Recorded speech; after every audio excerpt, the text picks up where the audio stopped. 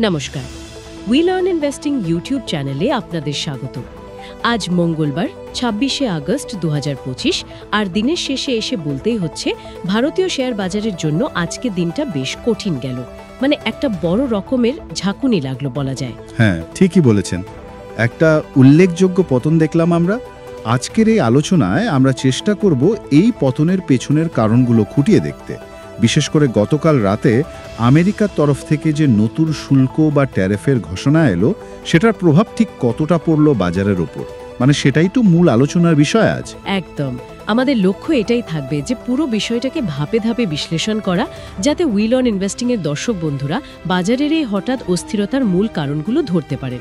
শুধু তাই নয়, আগামী দিনে কি হতে পারে সেই সম্পর্কেও যেন একটা বাস্তবসম্মত ধারণা তৈরি হয়। চলুন তাহলে শুরু করা যাক আজকের আলোচনা।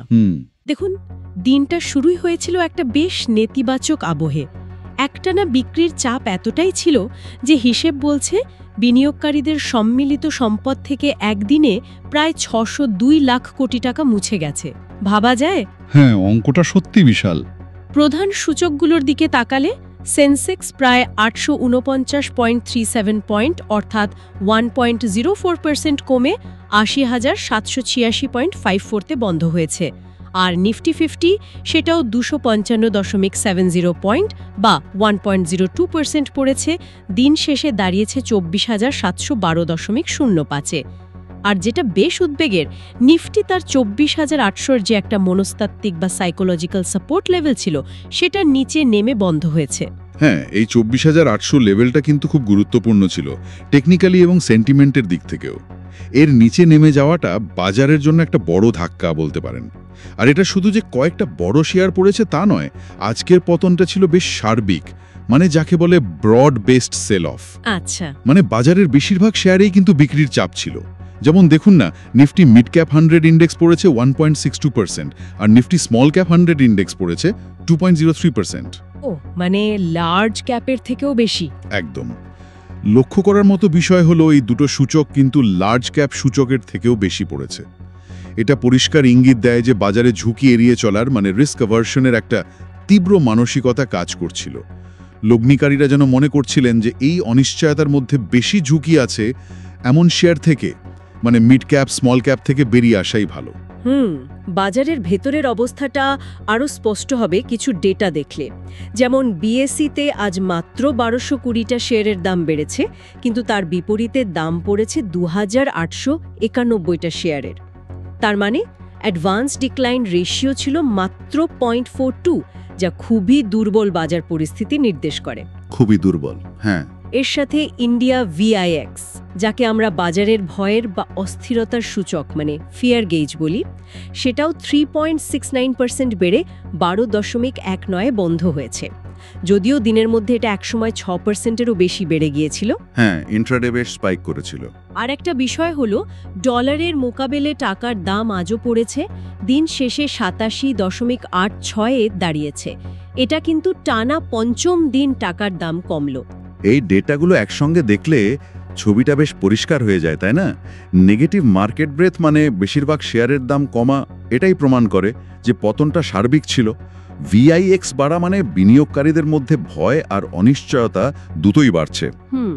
আর টাকার দাম লাগাতার কমা মানে এই যে বললেন পঞ্চম দিন, এটা ফরেন ইনস্টিটিউশনাল ইনভেস্টার্স বা এফআইআইসদের জন্য একটা চিন্তার কারণ তাদের ডলারে ফেরত পাওয়া লাভের পরিমাণ কমে যায়।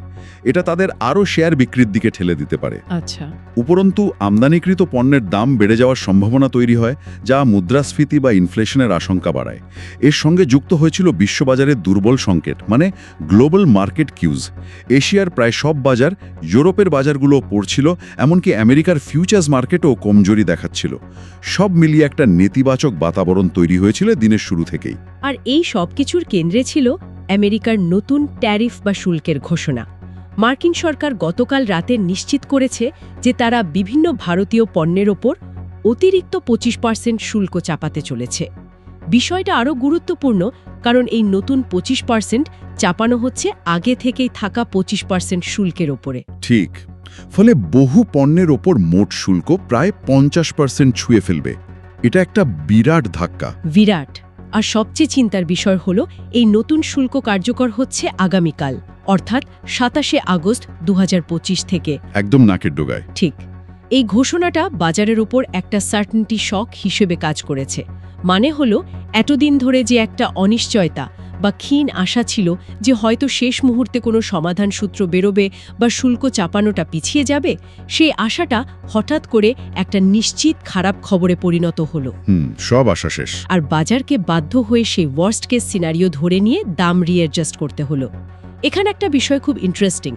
এই শুল্ক চাপানোর কারণ হিসাবে কিন্তু আমেরিকা সরকারিভাবে রাশিয়া থেকে ভারতের সস্তায় অপরিশোধিত তেল কেনা চালিয়ে যাওয়াকে দেখাচ্ছে। আচ্ছা, তার মানে এটা শুধু ট্রেড ওয়ার নয়। একদমই তাই। এটা বুঝিয়ে দেয় যে ব্যাপারটা শুধু নিছক বাণিজ্য যুদ্ধ নয়, এর সঙ্গে ভূ রাজনীতি বা জিওপলিটিক্স অর্থাৎ আন্তর্জাতিক সম্পর্কের সমীকরণ ওতপ্রোতভাবে জড়িয়ে আছে। এর ফলে সমাধানটাও হয়তো ততটা সরল হবে না।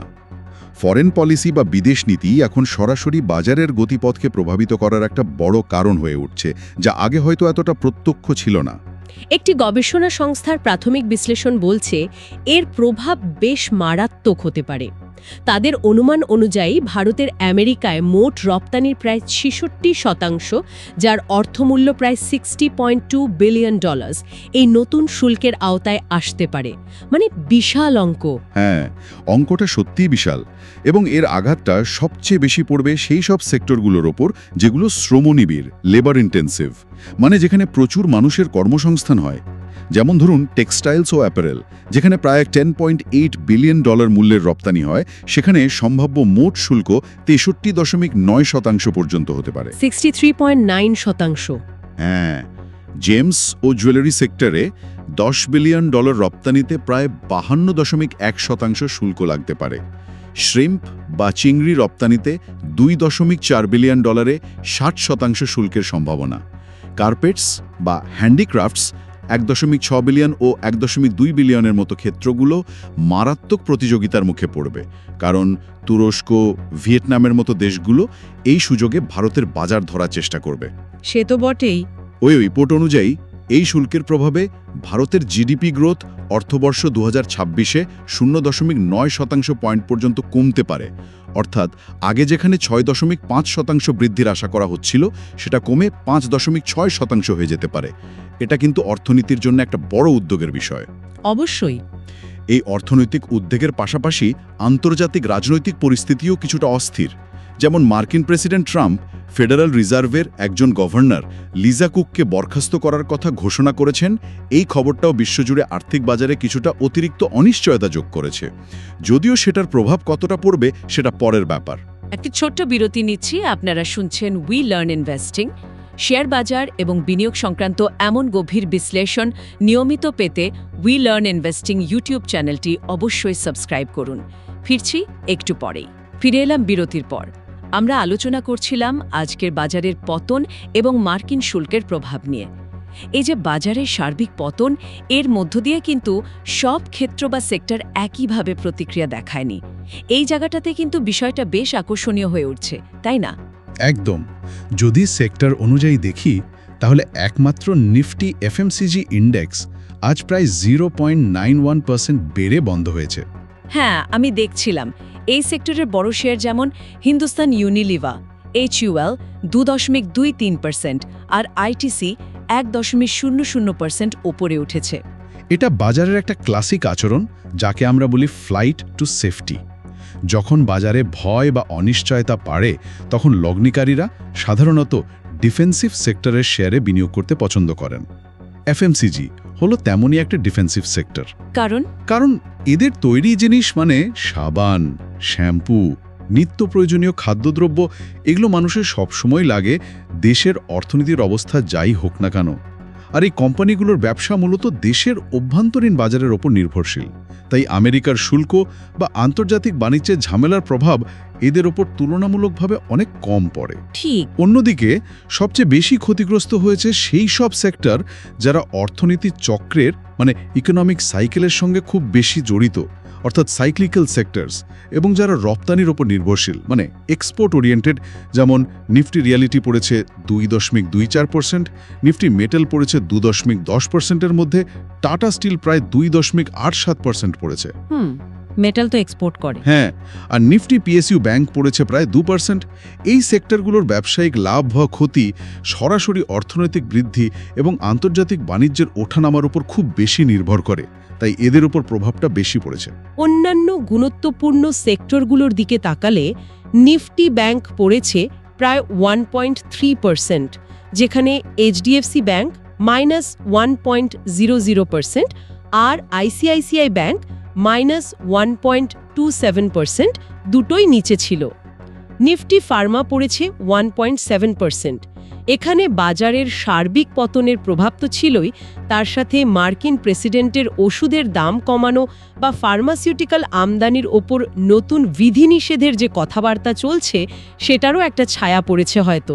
হতে পারে, কিন্তু এখানে একটা লক্ষ্য করার মতো বিষয় হলো নিফটি আইটি ইন্ডেক্স কিন্তু তুলনামূলকভাবে অনেক কম পড়েছে, মাত্র 0.60%। হ্যাঁ, এটা আমিও লক্ষ্য করেছি। এর কারণটা কি? আইটি তো এক্সপোর্ট করে প্রচুর। ঠিক, এর কারণটা বোঝা উই লার্ন ইনভেস্টিংয়ের দর্শকদের জন্য খুব জরুরি। দেখুন, আমেরিকার নতুন শুল্ক মূলত চাপানো হচ্ছে ম্যানুফ্যাকচার্ড গুডস বা তৈরি হওয়া ভৌত পণ্যের ওপর, মানে জামা কাপড়, জুয়েলারি, এইসব। এগুলো এক দেশ থেকে না কিনে অন্য দেশ থেকে কেনা তুলনামূলকভাবে সহজ। যেমন আমেরিকা ভারতের বদলে ভিয়েতনাম থেকে জামা কিনতেই পারে। আচ্ছা, কিন্তু ভারতের আইটি সংস্থাগুলো যে সার্ভিসেস বা পরিষেবা দেয়, যেমন software development, back office support, consulting, এগুলো আন্তর্জাতিক কোম্পানিগুলো দৈনন্দিন কাজকর্মের সঙ্গে তাদের মূল ব্যবসায়িক প্রক্রিয়ার সঙ্গে এতটাই অঙ্গাঙ্গিভাবে জড়িত যে এগুলোকে রাতারাতি বদলানো খুব কঠিন। বুঝতে পারছি। তাছাড়া টাকার দাম কমলে আইটি কোম্পানিগুলোর লাভ বাড়ে, কারণ তাদের বেশিরভাগ আয় ডলারে হয়, যা টাকায় রূপান্তরিত করলে বেশি টাকা পাওয়া যায়। সুতরাং এই শুল্কের প্রভাব সব রপ্তানি ক্ষেত্রের ওপর একরকম নয়, এটা একটা গুরুত্বপূর্ণ পর্যবেক্ষণ। তাহলে এই সব কিছুর প্রভাব সাধারণ কোম্পানিগুলোর ওপর ঠিক কিভাবে পড়ছে? যদি আজকের দিনের কিছু উল্লেখযোগ্য শেয়ারের দিকে তাকাই, টপ লুজার্সের তালিকায় ছিল শ্রীরাম ফিন্যান্স, যা 4.03% পড়েছে। সান ফার্মা পড়েছে 3.35%। হ্যাঁ, ওটার আবার একটা রেটিং ডাউনগ্রেডের খবরও ছিল, শোনা যাচ্ছিল। ও আচ্ছা, আর অবশ্যই টাটা স্টিল, যা মেটাল সেক্টরের দুর্বলতা এবং রপ্তানি সংক্রান্ত উদ্বেগের কারণে 2.87% পড়েছে। অন্যদিকে টপ গেইনার্সের তালিকায় ছিল আইশা মোটরস +2.68% আর মারুতি সুজুকি +1.85%। এরা দুজনেই মূলত ভারতের অভ্যন্তরীণ বাজারের চাহিদার, মানে ডোমেস্টিক কনজাম্পশন থিমের উপর নির্ভরশীল, তাই আমেরিকার শুল্কের সরাসরি প্রভাব এদের উপর কম।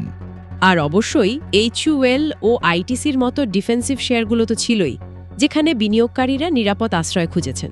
একদম। নিফটি 15 বাইরেও কিছু খবর ছিল, যেমন ভোডাফোন আইডিয়ার শেয়ার প্রায় 9.3% পড়েছে। শোনা যাচ্ছে সরকারের কাছে তাদের যে বিপুল পরিমাণ পুরনো বকেয়া রয়েছে, মানে অ্যাডজাস্টেড গ্রস রেভিনিউ বা এজিআর ডিউস, সেই বিষয়ে সরকার নতুন কোনো ছাড় দিতে রাজি নয়, এই খবরে শেয়ারটি পড়েছে। হ্যাঁ, ওই খবরটা চাপ সৃষ্টি করেছে।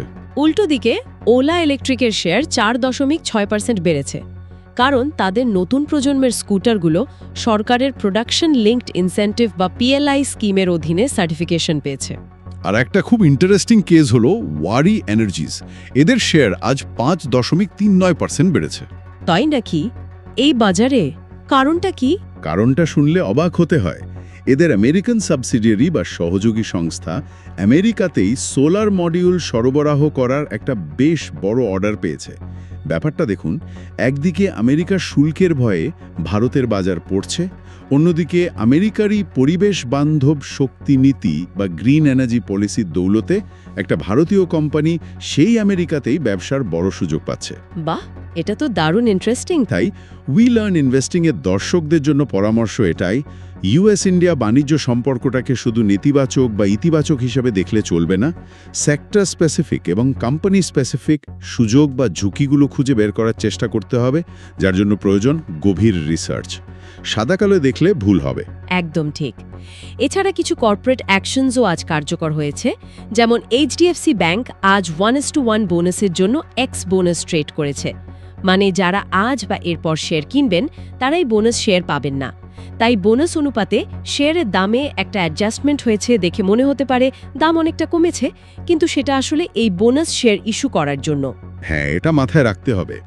বেদান্তা শেয়ার প্রতি 16 টাকা ডিভিডেন্ড বা লভ্যাংশের জন্য এক্স ডিভিডেন্ড ট্রেড করেছে, অর্থাৎ আজ কিনলে এই ডিভিডেন্ড পাওয়া যাবে না, তাই সেটারও দামে প্রভাব পড়েছে। আর Brookfield India real estate investment trust বা রিট একটি বিশেষ সাধারণ সভা বা ইজিএম করেছে, যেখানে প্রেফারেন্সিয়াল ইস্যুর মাধ্যমে 1000 কোটি টাকা তোলার অনুমোদন নেওয়া হয়েছে, যা তারা সম্ভবত দক্ষিণ ভারতে নতুন সম্পত্তি কেনার কাজে লাগাবে। এগুলো বাজারের খবরের মধ্যে পড়ে। তাহলে আজকের আলোচনার মূল বিষয়গুলো যদি এক জায়গায় করি, মার্কিন শুল্ক কার্যকর হওয়ার নিশ্চিত খবরে বাজারে তীব্র পতন হয়েছে, যা ছিল সার্বিক মানে ব্রড বেসড সেলিং, কিন্তু তার মধ্যেও সেক্টর অনুযায়ী ভিন্ন প্রতিক্রিয়া দেখা গেছে। বিনিয়োগকারীরা তুলনামূলক নিরাপদ বা ডিফেন্সিভ সেক্টরের দিকে ঝুঁকেছেন। এবার দেখা যাক প্রাতিষ্ঠানিক বিনিয়োগকারীরা, অর্থাৎ ফরেন ইনস্টিটিউশনাল ইনভেস্টার্স এফআইস এবং ডোমেস্টিক ইনস্টিটিউশনাল ইনভেস্টার্স ডিআইআইস, তারা কি করছিলেন। গতকাল অর্থাৎ সোমবার 25শে আগস্টের ডেটা অনুযায়ী এফআইআইস নেট 2466 কোটি টাকার শেয়ার বিক্রি করেছে, আর ডিআইআইস আর ডোমেস্টিক ইনস্টিটিউশনাল ইনভেস্টার্স ডিআইআইস নেট 3177 কোটি টাকা শেয়ার কিনেছে। মানে ডিআইআইস কিন্তু আজও কিনেছে এবং এফআইআই বিক্রির থেকে বেশিই কিনেছে। এই এফআইআই বনাম ডিআইএল এর লড়াইটা কিন্তু এখন ভারতীয় বাজারের একটা অত্যন্ত গুরুত্বপূর্ণ দিক। এফআইআইস লাগাতার বিক্রি করছে। শুধু এই অগাস্ট মাসেই এখনো পর্যন্ত প্রায় 20,976 কোটি টাকার শেয়ার বিক্রি করেছে তারা, প্রায় 21,000 কোটি। হ্যাঁ, আর এই ক্যালেন্ডার বছর ধরলে নেট বিক্রির পরিমাণ প্রায় 1.2 ট্রিলিয়ন। কিছু রিপোর্ট অনুযায়ী এফআইআইসদের ভারতীয় বাজারে বিনিয়োগের পরিমাণ এখন গত 10 বছরের মধ্যে সর্বনিম্ন, মানে ডেকেডেল লোজে। কিন্তু যদি আমরা বৃহত্তর ছবিটা দেখি, তাহলে দেখব ডিআইআইস সেই বিক্রির চাপ প্রায় পুরোটাই শুষে নিচ্ছে।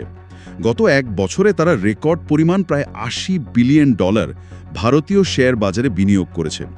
এটাই হলো সেই বিখ্যাত ডিআইআই পুট, অর্থাৎ ডিআইআইসদের ক্রমাগত কেনা বাজারকে একটা বড় পতনের হাত থেকে রক্ষা করার চেষ্টা করছে বা করছে বলা যায়। তার মানে ডিআইআই সাপোর্ট দিচ্ছে। একদম। ডোমেস্টিক ইনস্টিটিউশনসদের এই লাগাতার কেনা, যার বড় অংশ আসছে সিস্টেম্যাটিক ইনভেস্টমেন্ট প্ল্যান বা এসআইপি, ইন্স্যুরেন্স এবং পেনশন ফান্ড থেকে, সেটা বাজারকে একটা কাঠামোগত শক্তি বা স্ট্রাকচারাল রেজিলিয়েন্স দিচ্ছে। এটা ভিলান ইনভেস্টিংয়ের ফলোয়ার্সদের মনে রাখা দরকার যে আগের মতো ভারতীয় বাজার এখন কেবল বিদেশি বিনিয়োগকারীদের মর্জির ওপর পুরোপুরি নির্ভরশীল নয়। বাজারের অভ্যন্তরীণ শক্তি বেড়েছে, যা দীর্ঘমেয়াদী বিনিয়োগকারীদের জন্য অবশ্যই একটা স্বস্তির বিষয়। এটা একটা খুব গুরুত্বপূর্ণ পয়েন্ট। এবার একটু টেকনিক্যাল বা প্রযুক্তিগত দিক থেকে বাজারকে দেখি।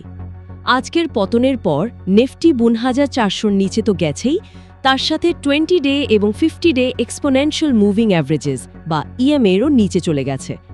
এই ইএমএগুলো হলো শেয়ারের দামের গড় হিসাব করার একটা পদ্ধতি, যা স্বল্প ও মধ্যমেয়াদী প্রবণতা বা ট্রেন্ড বুঝতে সাহায্য করে। হ্যাঁ, দুটো গুরুত্বপূর্ণ অ্যাভারেজের নিচে নেমে গেছে।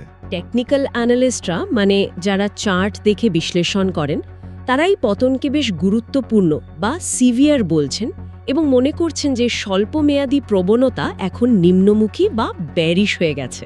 একদম। টেকনিক্যাল চার্ট অনুযায়ী পরবর্তী গুরুত্বপূর্ণ সাপোর্ট বা সমর্থনের জায়গা দেখা হচ্ছে 24,600-র আশেপাশে। যদি বাজার এই লেভেল ধরে রাখতে না পারে এবং পতন আরও বাড়ে, তাহলে পরবর্তী সাপোর্ট পাওয়া যেতে পারে 24,340 বা এমনকি 24,150 পর্যন্ত। আচ্ছা। অন্যদিকে যদি বাজার এখান থেকে ঘুরে দাঁড়ানোর চেষ্টা করে, তাহলে আগের সাপোর্ট লেভেল অর্থাৎ 24,850 থেকে 24,900, এই জোনটা এখন একটা বড় বাধা বা রেজিস্ট্যান্স হিসেবে কাজ করবে। মানে ওপরে ওঠাটা সহজ হবে না। আর একটা বিষয় পরিস্থিতিকে আরও একটু জটিল করে তুলেছে। আগামীকাল বুধবার 27শে আগস্ট গণেশ চতুর্থী উপলক্ষে বাজার বন্ধ থাকছে। ঠিক। আর ঠিক ওই দিন থেকেই কিন্তু আমেরিকার নতুন শুল্ক কার্যকর হচ্ছে। এই ছুটির প্রভাব বা হলিডে এফেক্ট একটা অতিরিক্ত অনিশ্চয়তা যোগ করছে, কারণ শুল্ক লাগু হওয়ার পর প্রথম দিনে আন্তর্জাতিক বাজারে কি প্রতিক্রিয়া হলো বা ভারতে তার কি প্রভাব পড়তে পারে সেটা না জেনেই আমাদের বৃহস্পতিবার 28শে আগস্ট বাজার খুলতে হবে। হ্যাঁ, এটা একটা ফ্যাক্টর। সেদিন বাজার খোলার সময় একটা বড় গ্যাপ, হয়তো বেশ খানিকটা নিচে বা অপ্রত্যাশিতভাবে ওপরেও হতে পারে দেখা যাওয়ার সম্ভাবনা থাকছে, এবং দিনের মধ্যে অস্থিরতা বা ভলিটিলিটি খুব বেশি থাকতে পারে। তাহলে উইলন ইনভেস্টিং এর দর্শকদের মনে এখন যে প্রশ্নটা ঘুরছে, এই পরিস্থিতিতে কি করা উচিত? মানে মোটে তরপর 3টে সম্ভাবনা বা সিনারিও ভাবা যেতে পারে। 1, ওয়ার্স্ট কেস সিনারিও, যেখানে পতন আরও বাড়তে পারে। 2, বেস কেস সিনারিও, যেখানে বাজার হয়তো এই বর্তমান লেভেলের আশেপাশে কিছুদিন থিতু হবে বা কনসলিডেট করবে। আর 3, বেস্ট কেস সিনারিও, যেখানে হয়তো অপ্রত্যাশিতভাবে কোনো ভালো খবর আসতে পারে, যেমন শুল্ক নিয়ে নতুন কোনো আলোচনা শুরু হওয়া, যদিও এই মুহূর্তে তার সম্ভাবনা কম বলেই মনে হচ্ছে। অবশ্যই এই পরিস্থিতিতে কিছু কার্যকরী পরামর্শ বা অ্যাকশনেবল অ্যাডভাইস দেওয়া যেতে পারে। প্রথমত, যারা শর্ট টার্ম ট্রেডিং করেন তাদের জন্য এই চরম অনিশ্চয়তার মধ্যে ওভারনাইট পজিশন, অর্থাৎ আজকের কেনা শেয়ার কাল বা পরশুর জন্য ধরে রাখা বেশ ঝুঁকির হতে পারে। টেকনিক্যালি প্রবণতা এখন নিচের দিকে, তাই বৃহস্পতিবার বাজার খোলার পর পরিস্থিতি কোন দিকে যাচ্ছে সেটা ভালোভাবে দেখে বুঝে নিশ্চিত হয়ে তবেই ট্রেড নেওয়াই বুদ্ধিমানের কাজ হবে। তাড়াহুড়ো না করাই ভালো। ঠিক, খুব সাবধানে থাকতে হবে। দ্বিতীয়ত, যারা লং টার্ম ইনভেস্টিং করেন, দেখুন ইতিহাসে দেখা গেছে এই ধরনের বাইরের আঘাত বা এক্সটার্নাল শকের কারণে যখন বাজারে পতন আসে, তখন সেটা ভালো মানের কোম্পানিতে, বিশেষ করে যাদের ব্যবসা মূলত দেশের অভ্যন্তরীণ বাজারের ওপর নির্ভরশীল, যেমন এফএমসিজি, কনজিউমার ডিসক্রিশনারি, কিছু বাছাই করা প্রাইভেট ব্যাংক, সেখানে ধীরে ধীরে বিনিয়োগ করার সুযোগ তৈরি করে। মানে কেনার সুযোগ। হ্যাঁ, সুযোগ তৈরি করতে পারে। তবে একসঙ্গে অনেক টাকা না ঢেলে সিস্টেম্যাটিক ইনভেস্টমেন্ট প্ল্যান বা এসআইপির মাধ্যমে অথবা স্ট্যাগার্ড পদ্ধতিতে, অর্থাৎ ধাপে ধাপে বিভিন্ন দামে কেনাটা এই সময়ে একটা ভালো রণকৌশল হতে পারে। তবে যে সমস্ত সেক্টর সরাসরি রপ্তানির উপর নির্ভরশীল, মানে এক্সপোর্ট ওরিয়েন্টেড সেক্টরস, সেগুলোর শেয়ার কেনার আগে এখন খুব সতর্ক থাকতে হবে, যতক্ষণ না এই শুল্কের দীর্ঘমেয়াদী প্রভাব এবং স্থায়িত্ব সম্পর্কে একটা পরিষ্কার ধারণা পাওয়া যাচ্ছে। আর এই সময়টায় ভালো মানের রিসার্চ, যার উপর উই লার্ন ইনভেস্টিং সবসময় জোর দেয়, তার গুরুত্ব আরও অনেকখানি বেড়ে যায়। জেনে বুঝে নিজে রিসার্চ করে বিনিয়োগ করাটা সবচেয়ে জরুরি, অন্যের কথা শুনে নয়। একদম। তাহলে আজকের আলোচনার সারমর্ম এটাই দাঁড়ালো যে মার্কিন শুল্ক কার্যকর হওয়ার নিশ্চিত খবর বাজারে একটা তীব্র নেতিবাচক প্রতিক্রিয়া তৈরি করেছে, যার ফলে আমরা একটা বড় পতন দেখলাম। তবে আশার কথা হলো ডোমেস্টিক ইনস্টিটিউশনাল ইনভেস্টার্স বা ডিআইআইদের ক্রমাগত কেনাকাটা বাজারকে একটা বড় পতনের হাত থেকে কিছুটা হলেও রক্ষা করছে বা সাপোর্ট দিচ্ছে। আর এটাও স্পষ্ট হলো যে এই আঘাতের প্রভাব সব সেক্টরের ওপর সমান নয়। উই লার্ন ইনভেস্টিং এর মাধ্যমে আমরা চেষ্টা করলাম এই জটিল বিষয়গুলোকে সহজভাবে আপনাদের সামনে তুলে ধরতে। একদম। শেষে একটা প্রশ্ন দর্শকদের ভাবনার জন্য রেখে যেতে চাই। এই শুল্কের প্রভাব এবং তার ফলাফল তো আমরা দেখছি এবং আগামী দিনে আরও দেখব, কিন্তু এর বাইরে গিয়ে যদি ভাবি, ভারতীয় অর্থনীতির ভেতরের কোনো কাঠামোগত শক্তি বা পরিবর্তন এই ধরনের বাইরের অর্থনৈতিক বা রাজনৈতিক আঘাতগুলোকে ভবিষ্যতে আরও ভালোভাবে সামাল দিতে সাহায্য করতে পারে, অথবা এই চ্যালেঞ্জিং পরিস্থিতির মধ্যেও কি এমন কোনো নতুন সুযোগ লুকিয়ে আছে যা আমরা হয়তো এখনও পরিষ্কারভাবে দেখতে পাচ্ছি না? এটা নিয়ে অবশ্যই ভাবা যেতে পারে। খুব ইন্টারেস্টিং প্রশ্ন। আজকের মতো এখানেই শেষ করছি। আশা করি আজকের এই বিস্তৃত আলোচনা আপনাদের বাজারের বর্তমান পরিস্থিতি বুঝতে এবং নিজের বিনিয়োগ সংক্রান্ত সিদ্ধান্ত নিতে সাহায্য করেছে। শেয়ার বাজার এবং বিনিয়োগ সংক্রান্ত এমন গভীর বিশ্লেষণ নিয়মিত পাওয়ার জন্য উই লার্নিং ইনভেস্টিং ইউটিউব চ্যানেলটি দেখতে থাকুন এবং অবশ্যই সাবস্ক্রাইব করুন। উই লার্নিং ইনভেস্টিং এর পক্ষ থেকে আপনাদের ধন্যবাদ। নমস্কার। নমস্কার।